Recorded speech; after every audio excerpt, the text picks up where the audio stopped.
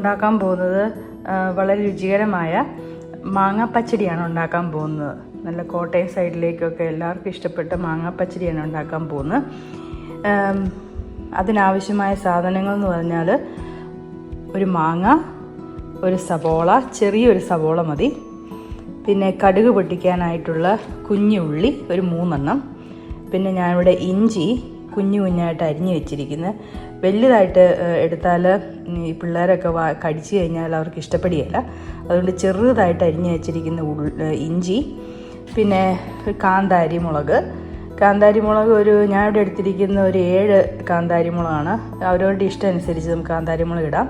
പിന്നെ കരിവേപ്പില, പിന്നെ കടുക് പൊട്ടിക്കാനായിട്ടുള്ള കടുക്, പിന്നെ തേങ്ങാപ്പാലിനായിട്ടുള്ള കോക്കനട്ട് മിൽക്ക്, പിന്നെ ഉപ്പ്, പിന്നെ നമുക്ക് ആവശ്യത്തിനുള്ള വെളിച്ചെണ്ണ. ഇത്രയും കാര്യങ്ങളാണ് നമുക്ക് വേണ്ടത്. ഇനി അടുത്തതായിട്ട് നമുക്ക് ഈ മാങ്ങ നമുക്കൊന്ന് ക്ലീൻ ചെയ്തെടുക്കാം.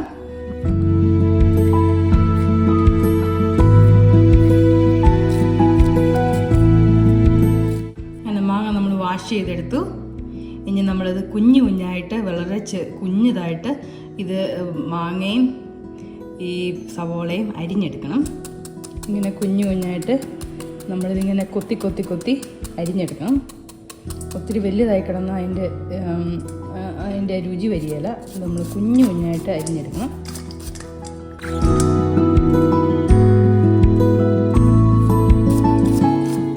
മാങ്ങ നല്ല കുഞ്ഞായിട്ട് അരിഞ്ഞു വെച്ചിരിക്കുന്നു. നമ്മൾ ഒരു മാങ്ങ അരിഞ്ഞെടുത്തതാണ്.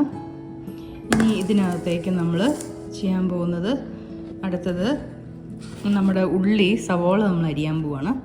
സവോള ഇതുപോലെ തന്നെ കുഞ്ഞായിട്ട് നമ്മൾ അരിയണം. ഇതൊന്ന് ചെറുതായിട്ടൊന്ന് മുറിച്ചെടുക്കാം.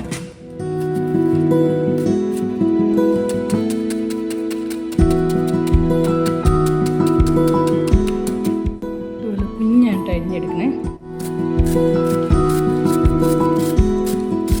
സവോള ഇങ്ങനെ കുഞ്ഞായിട്ട് നമ്മുടെ മാങ്ങയിലോട്ട് അരിഞ്ഞിട്ടു.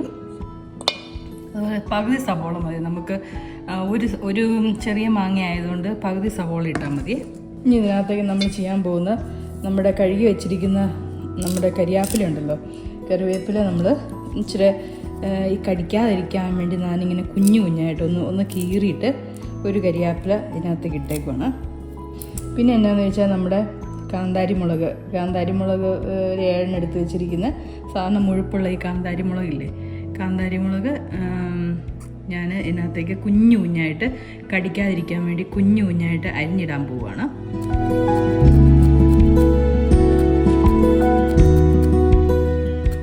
ഇനിയിപ്പോൾ കാന്താരി ഇല്ല നിങ്ങളുടെ വീട്ടിൽ, സാധാരണ ഈ നീളത്തിലുള്ള മുളകാണെങ്കിൽ, ഈ പച്ചമുളകാണെങ്കിൽ അതൊരു 2 എണ്ണം ചെറുതായിട്ട് അരിഞ്ഞിരിക്കണേ. നമ്മൾ ഉപ്പ് ഒത്തിരി ഇടണ്ട. നമുക്ക് ആവശ്യത്തിനുള്ള ഇതിൽ ഉപ്പ് ഇട്ടിട്ട് ഒന്ന് നന്നായിട്ടൊന്ന് മിക്സ് ചെയ്തിട്ട് ഒരു 10 മിനിറ്റ് വെച്ചിട്ട് ബാക്കി പണി ചെയ്യുകയാണെങ്കിൽ അതെല്ലാ സ്ഥലത്തും ഒന്ന് പിടിച്ചൊന്ന് നല്ല മയമുള്ള നല്ല രസമായിട്ട് മാറുവേ. അപ്പം നമ്മൾ ഉപ്പിടുക. ഈ ഇഞ്ചിയും കൂടെ അതിനകത്തേക്ക് ഇട്ട് കൊടുക്കുക. കാന്താരി, കറിവേപ്പില, ഇഞ്ചി, മാങ്ങ, സവോള ഇതിനി കൈ കൊണ്ടൊന്ന് നന്നായിട്ടൊന്ന് മിക്സ് ചെയ്യുക.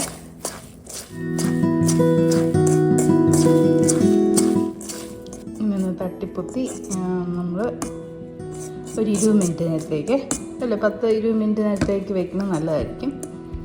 ഇതിങ്ങനെ വെച്ചിട്ട് നമ്മൾ ഒരു പാത്രം കൊണ്ട് മൂടി വയ്ക്കണം, നല്ലതാണ്. നമുക്ക് കടുക് പൊട്ടിക്കാനുള്ള കുഞ്ഞുള്ളി ഞാൻ പൊളിച്ച് എടുത്തേക്കാം, 3 കുഞ്ഞുള്ളി. അത് നമ്മൾ വട്ടത്തിൽ അരിയണേ. നമ്മൾ കടുക് പൊട്ടിക്കുമ്പോൾ എപ്പോഴും വട്ടത്തിൽ അരിയണതാണ് ഏറ്റവും നല്ലത്.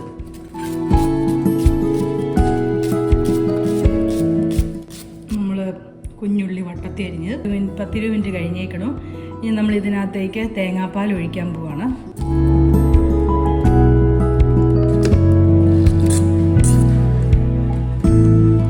അടുത്തതായിട്ട് നമ്മൾ ഇതിലേക്ക് കടുക് പൊട്ടിക്കാൻ പോവാണ്. അതിനായിട്ടൊരു ചെറിയൊരു പാത്രം എടുത്ത് വെച്ചു. അതിനകത്തേക്ക് നമ്മൾ തീ ഓണാക്കണം. നന്നായിട്ട് പാത്രം ഒന്ന് ചൂടാകട്ടെ. പാത്രം ചൂടായി കഴിഞ്ഞ് കഴിയുമ്പോഴത്തേക്ക് നമ്മൾ അതിനകത്തേക്ക് എണ്ണ ഒഴിക്കാൻ പോവാണ്.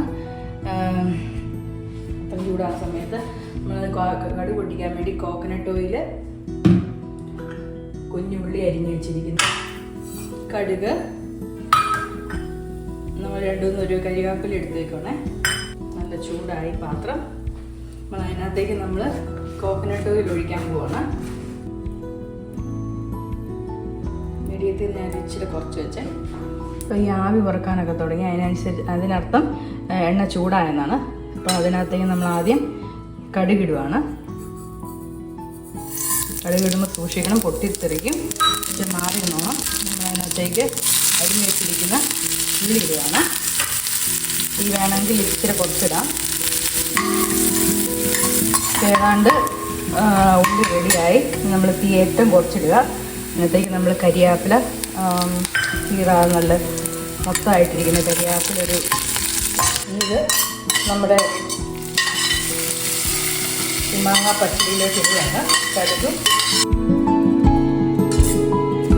ഉപ്പ് ഇച്ചിരി മുന്നോട്ട് തന്നാലും കുഴപ്പമൊന്നുമില്ല, ഒത്തിരി കുറയരുത് ഉപ്പ്. ഞാൻ 1/2 ടേബിൾ സ്പൂണിൻ്റെ ഉപ്പെടുത്തേ. നല്ല സൂപ്പർ മാങ്ങാ പച്ചടി റെഡിയായി. ഇത് ചോറിൻ്റെ കൂടെ അങ്ങ് ഒഴിച്ച് കഴിച്ചാൽ മതി. നല്ല സൂപ്പർ മാങ്ങാ പച്ചടി.